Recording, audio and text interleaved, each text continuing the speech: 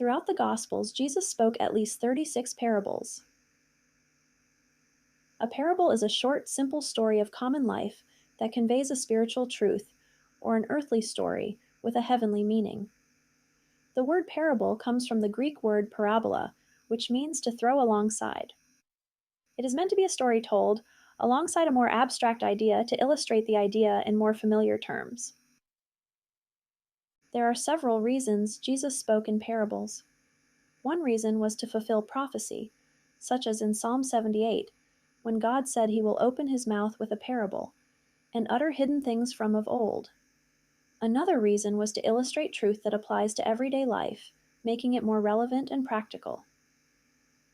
Scripture says that Jesus didn't speak to people like the Pharisees did, but spoke more on their level. Parables capture people's attention. Jesus' stories were interesting and also easy to remember. They created a mental image to help the reader retain the story. Some of the characters involved in the parables are shepherds, farmers, travelers, poor people, rich people, tax collectors, and servants. He appealed to everyone around him. In this first video, we will focus on Matthew 25, verses 1 through 13, the parable of the 10 virgins. At that time, the kingdom of heaven will be like 10 virgins who took their lamps and went out to meet the bridegroom. 5 of them were foolish, and 5 were wise. The foolish ones took their lamps, but did not take any oil with them. The wise ones, however, took oil in jars along with their lamps. The bridegroom was a long time in coming, and they all became drowsy and fell asleep. At midnight the cry rang out, "Here's the bridegroom, come out to meet him." Then all the virgins woke up and trimmed their lamps. The foolish ones said to the wise, "Give us some of your oil, our lamps are going out." "No," they replied, "there may not be enough for both us and you. Instead, go to those who sell oil and buy some for yourselves." But while they were on their way to buy the oil, the bridegroom arrived. The virgins who were ready went in with him to the wedding banquet, and the door was shut. Later the others came also. "Lord, Lord," they said, "open the door for us." But he replied, "Truly I tell you, I don't know you.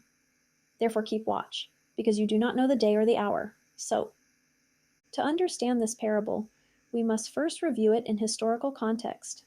In the Middle East, bridesmaids would stay with the bride from the time the groom paid the dowry to the bride's father to keep her pure until the groom came back to the house when the wedding festivities would begin. The groom would then take the bride back to his father's house. The bridesmaids would watch for the return of the groom to get to go and participate in the wedding feast. In context, this is a prophetic parable talking about the return of Jesus Christ to take his bride, all believers, home to heaven. In Revelation 19, verse 7, it says, "For the wedding of the Lamb has come, and his bride has made herself ready." Why are some of the virgins wise and the others foolish? Some did not bring enough oil to keep their lamps lit and had to go buy more. The foolish virgins were not prepared to meet the bridegroom. This parallels with people not being prepared to meet Jesus when he comes back to earth.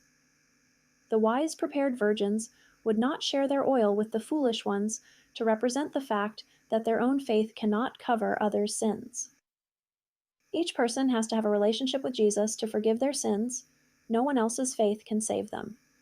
This is especially true of people who think they are saved because their mother or father has believed in Jesus or they have gone to church their whole life. But without your own personal relationship with Jesus and him forgiving your own individual sins, you will be shut out of heaven, just like the unwise virgins were. To reiterate, Matthew 25, verse 13 says to keep watch, because you do not know the day or the hour. No one knows when Jesus will come back, so be ready always.